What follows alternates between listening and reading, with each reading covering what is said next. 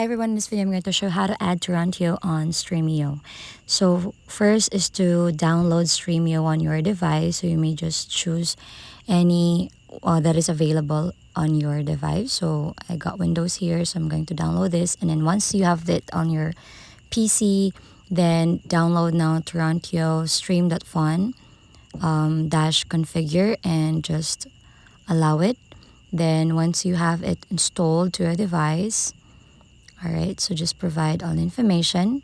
Now, if you wish to open Stremio, then open it, tap open, and then you'll be heading to this page wherein you have to install an add-on. So we have to install Torrentio and just tap install. And now it's being added and installed to your device or to your Stremio. So that's basically the process of adding Torrentio on your Stremio app. So just refresh your computer and you can get started.